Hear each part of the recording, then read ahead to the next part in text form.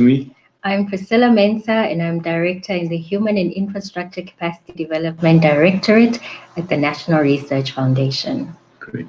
Thanks a lot for joining us today for this webinar. And before we get into the details of it, I would like to ask you whether you can hear us, just to make sure that you have sound and vision. So if they can just type in a response. Yeah, just type in yes or anything. Okay, loud and clear. That's the best answer that we would like to get. So welcome again. We are going to take you through the NRF-Nuffic doctoral training program. We do that with the following agenda. Tell you a little bit about the context of the cooperation between South Africa and the Netherlands in education and science. Then Priscilla will take us through NRF's strategies and policies as they are in place at the moment. And then we go into detail on the NRF-Nuffic program, the experience we have so far with it, and of course, especially look forward to the 2020 goal.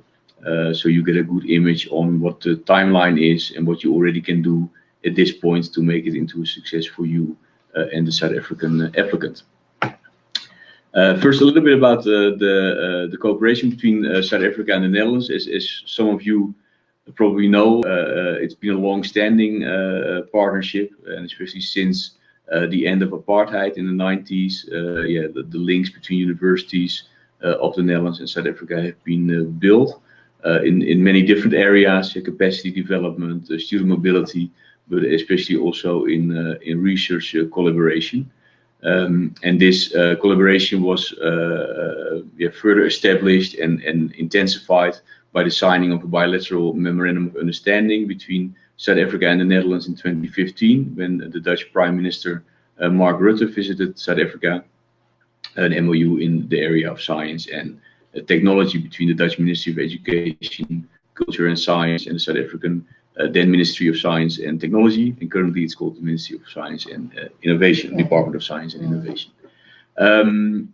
In that same time, we were also establishing the Netherlands Education Support Office in South Africa to also further intensify the relations. And more recently, 2 years ago, we started with a capacity development program called the Orange Knowledge Program, where South African and Dutch parties built a capacity in TVET and higher education, and mainly in the areas of water management and agriculture. If you look at the future events, next year, first on the 30th of January, and later in September in South Africa, we will organize two seminars.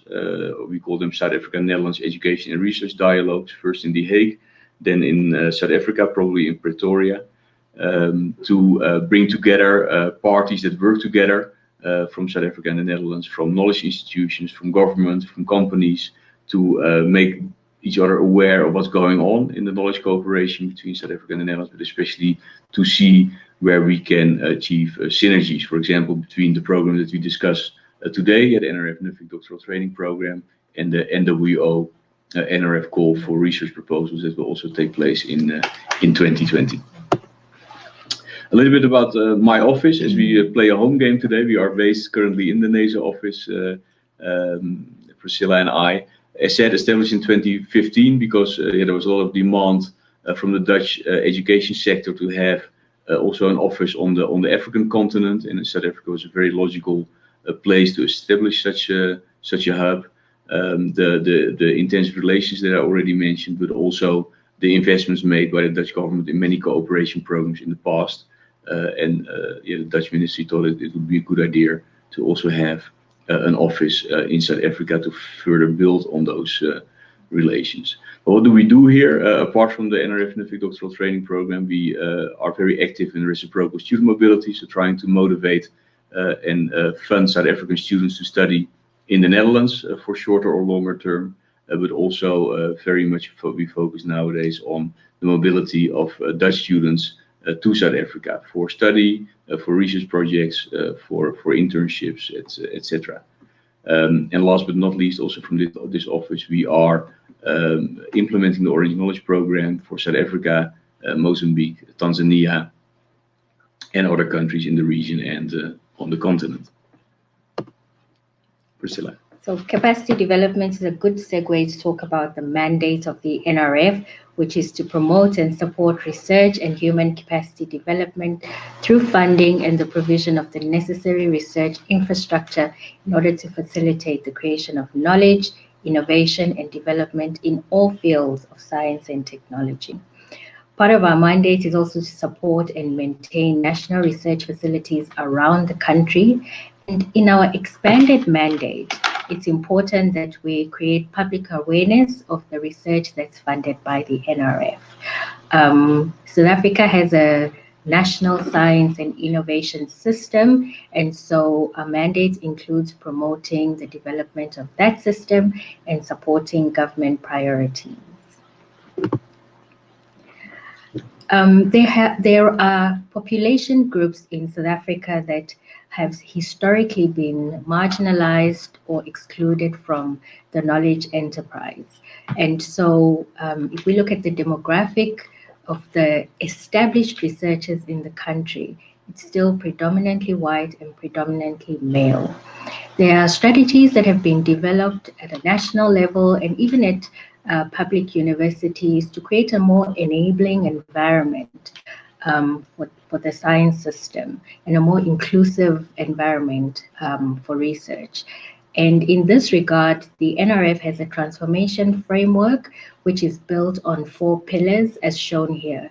Transforming the equity profile of postgraduate students and researchers so that it's representative of the country, transforming the knowledge enterprise, looking at areas that need to be invested in disproportionately, and also transforming the relationship between science and society. That speaks to our role as knowledge brokers.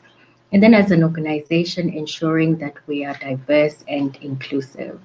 Whatever choices are made by the NRF, it's important that it is evidence-based. And currently, there are a number of, I've shown 5 or so areas that the NRF is focusing on, but I'd really like to zoom into the second bullet there that speaks about enhancing postgraduate access, success, and throughput through funding. We've developed a new postgraduate student funding policy that is significant and has implication for this NRF-Nuffic doctoral training program. So I'll speak a little bit about that later. So the NRF has always appreciated the role that partnerships play in enabling a vibrant national system of innovation. And as an organization, we are moving away from short mobility visits to requiring mandatory opportunities for doctoral students and postdoctoral fellows to spend between 6 to 18 months abroad. This is a placement program that's aimed at accelerating the production of a diverse young researcher cohort and ensuring that they develop in their field, and we are creating a globally competitive workforce. If this is going to be successful, it's important that supervisors leverage their networks and provide access to these young scientists. So I mentioned that the NRF has adopted a new postgraduate student funding policy. One of the critical aspects to it is that we will now fund students without interruption from the honors level all the way to the doctoral level. And also, the NRF will now have only 2 funding levels. Students are either going to be funded at full cost or at partial cost. Students who receive full cost funding will have to be exceptional academic achievers, South African citizens and permanent residents, but we're now looking at financially needy students and students with disability. Also, for the first time, the NRF has set an academic benchmark. And so in order to be eligible for NRF funding going forward, students will have to achieve an aggregate mark of 65%. So now we want to focus at the doctoral level, funding for doctoral students. part of our new policy is also looking at simplifying our processes. And so even with this year's call, we had simplified the application templates online. So in my next slide, I look at first of all, what the categories on the application template will be, which is on the far left of that table. It's academic merit, time to completion for the previous degree, looking at the track record of the student, is there research in a priority area, what is the originality of the doctoral study, and the potential impact. And so the application template has these 6 areas. Once applications are submitted on our online system, the NRF no longer runs a review process. This is done at the institutions, and we have provided the scorecard to be used by universities to assess the applications that are submitted. We made this decision because we are aware that universities here in Africa and in the Netherlands have committees and higher degree boards that approve proposals that are submitted for postgraduate studies.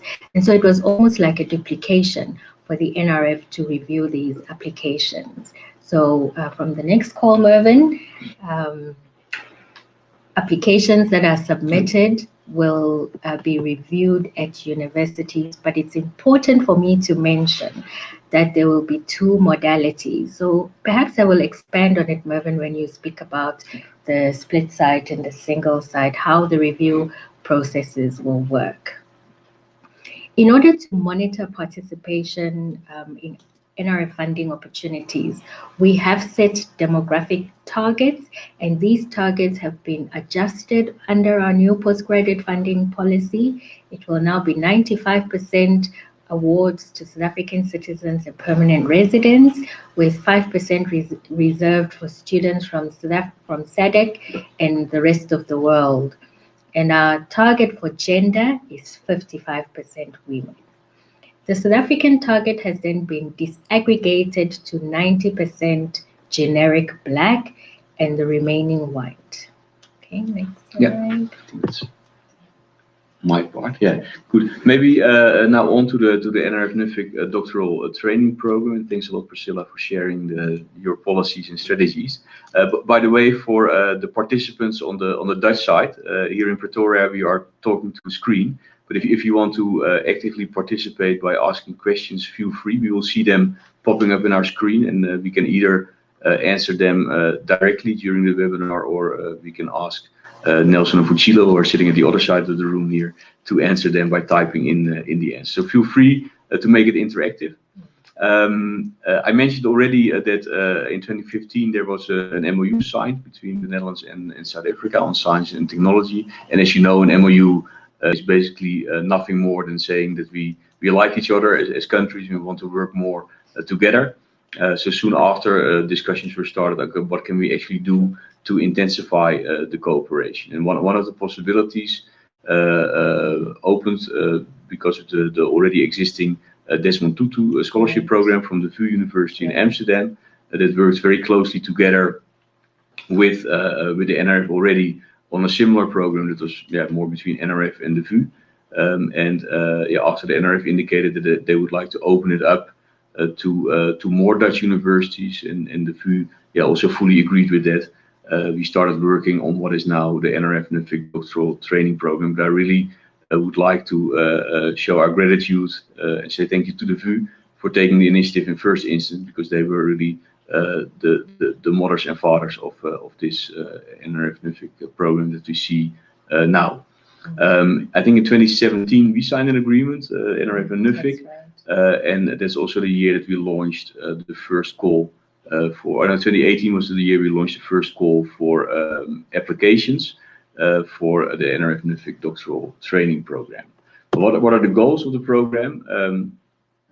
Of course, general goals here. We want to train academics from South Africa to make sure that we create here a critical mass of globally competitive knowledge workers in prioritized areas, and as Priscilla already indicated, also in certain demographic areas, where people previously disadvantaged backgrounds due to the South African historic circumstances.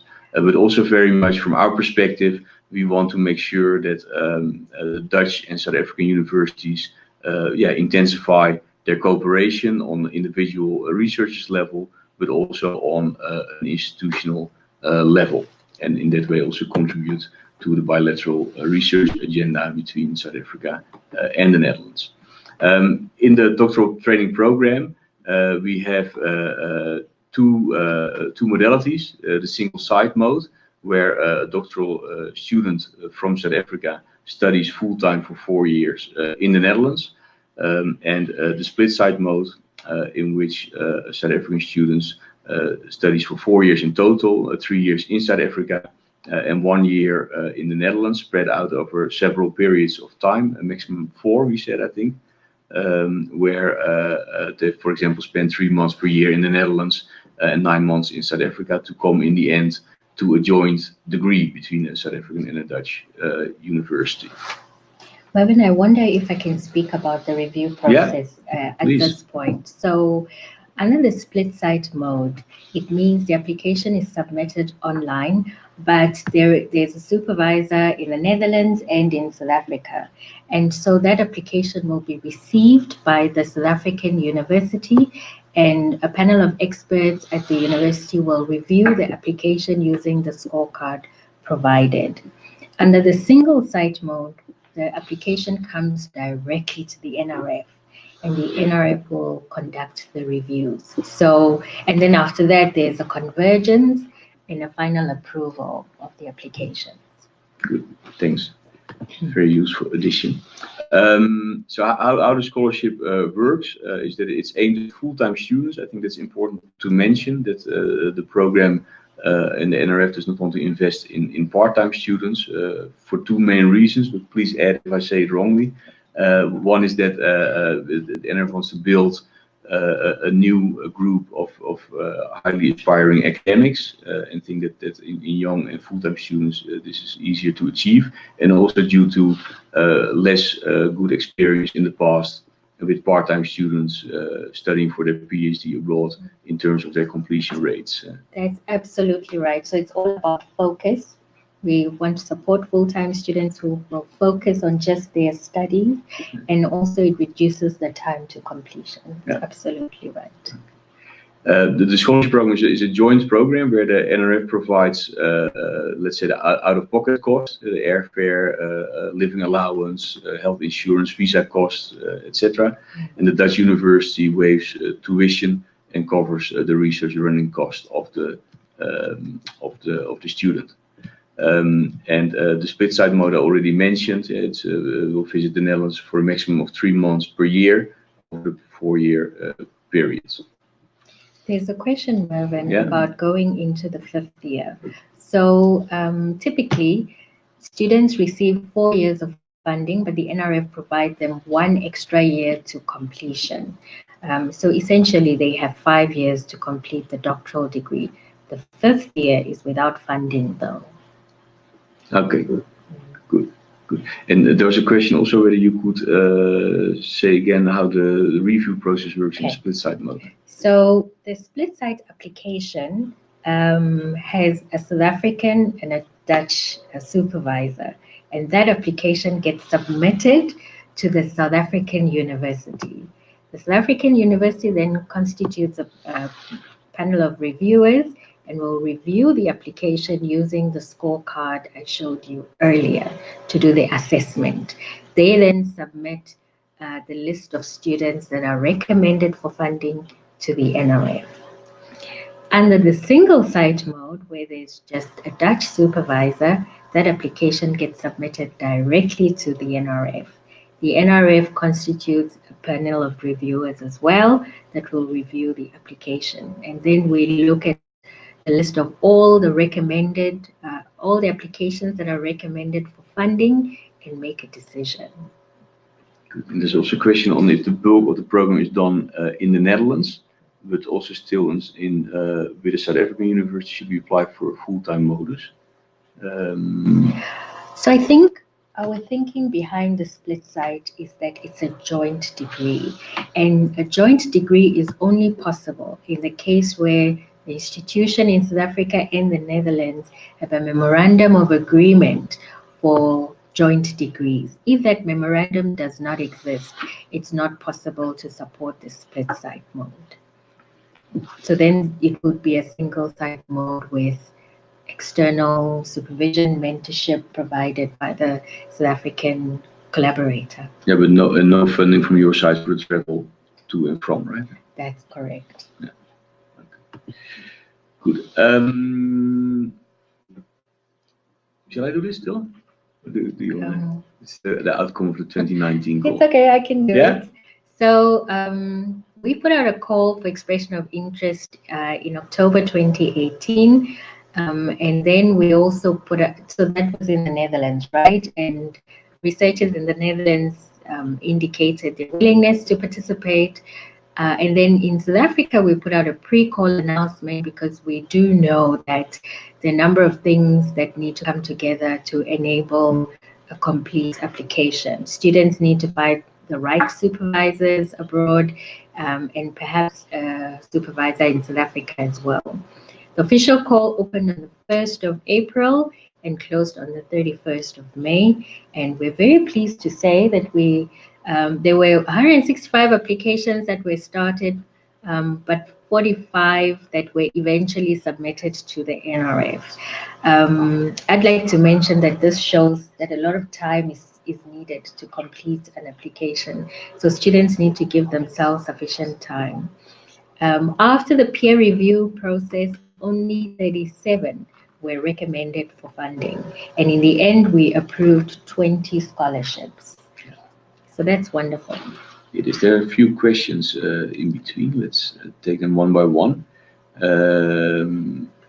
Is there a quota? We will get to that in the next slide, I think. We look forward to the 2020 program. Yes, so there's a statement about whether there needs to be an agreement in place between the two universities to enable the split site mode. That's absolutely correct. Yeah. And it can start with an MOU at the start of the program, right? As long as there's an intention to come to a joint degree during. No, there has to be an agreement in place. Otherwise, it's not possible to fund a joint degree. Okay. Yeah. The payment to the scholarship, is it done directly to the grantee or to the university where the grantee will do the PhD? It is done directly to the grantee. Remember, as Mervyn mentioned, that the Dutch host institution has agreed to waive tuition and provide research running costs. So it's paid directly to the student. Good. Okay. Let's continue to the lessons learned from last year. So I think in year one, we had some marketing, but we realized that we needed to be out there a lot more. And so we had a webinar in April this year, and we used all our social media platforms, Twitter, Facebook. But we also engaged directly with students and academics at South African universities. And I must say, many people have indicated that the appendix at the end of our framework document with all the list of Dutch supervisors has made it easier for candidates to identify the right supervisor.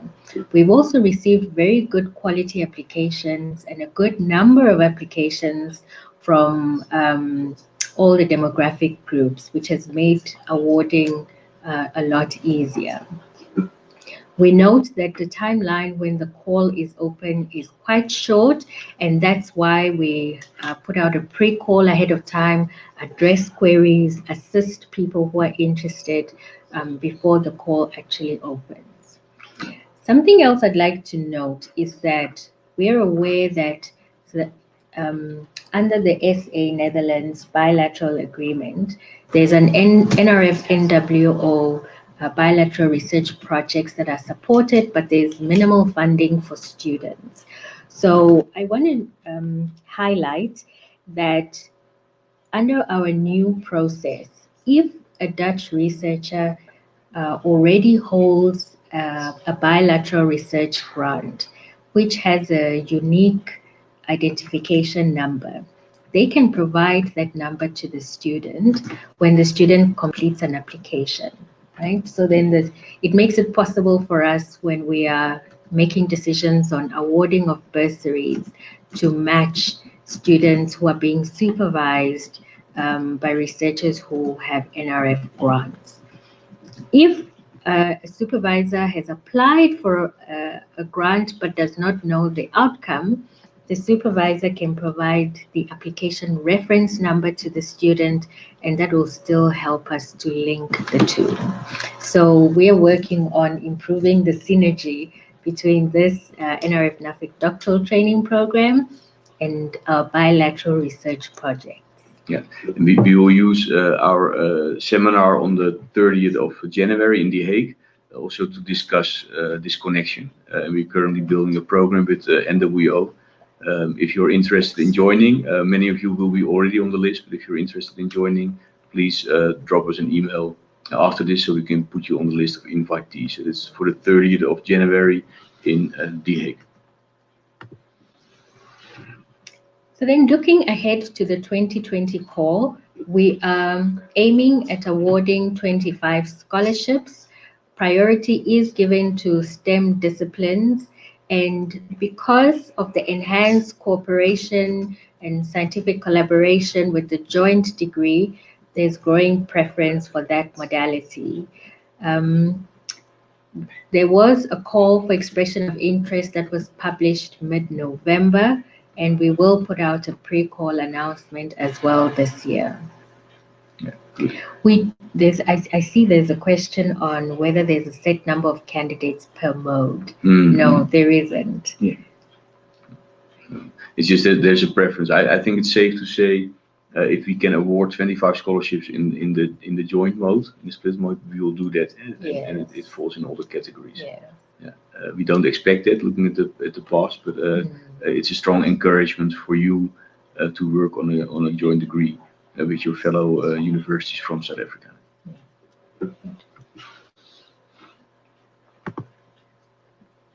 So in terms of the timelines, we expect the call to open in April next year for applications to be submitted.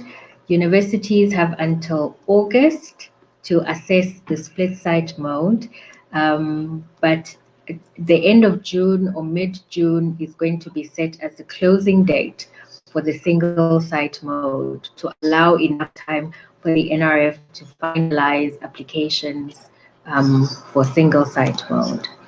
The NRF also will screen for eligibility, and we expect outcomes to be published by mid-November next year. Yeah, great. Okay. I think there's another question on the split, but I think we answered that already, right? So I would like to add on the flexibility around travel. We had initially thought that 3 months a year would be sufficient for students under the split site mode, but I think following engagement with supervisors and students, it was agreed that we should allow flexibility. So there's a budget over the 4 years of about 21,600 euros for mobility. So a student can engage with the supervisor on how much to travel until the budget is exhausted. Okay, great.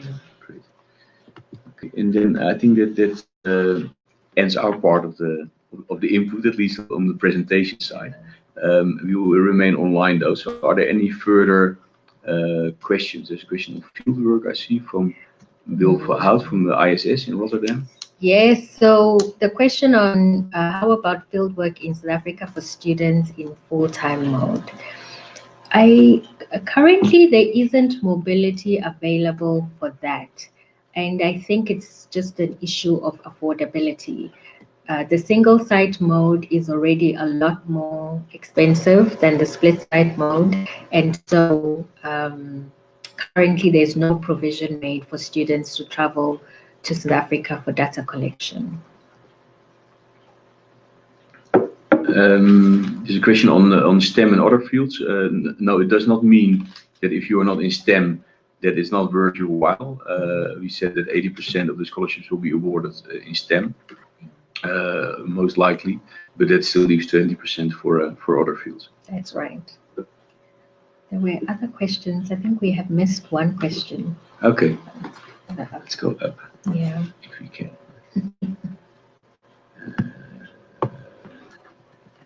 Let's see how this works. I thought I saw a question come through. And that's not the questions. Oh, here it's the questions. Yeah.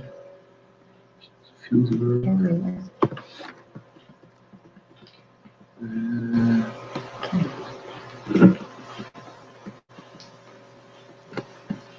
Or not?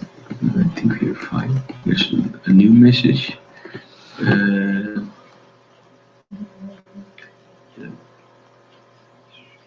So the split site mode is about cooperation.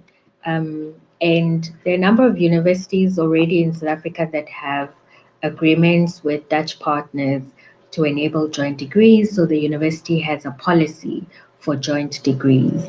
And as long as that agreement is in place, a joint, a split site bursary can be awarded. But if it isn't in place, it will make it very difficult, and that brings us back to the point you made about time to completion. Yeah, we can definitely send Marijke from Radboud University in Nijmegen and ask whether you can receive the PowerPoint. Yeah, definitely you can. We're also recording this. We will also find a way to send the whole webinar to you so you can share it with your colleagues. Are there any further questions?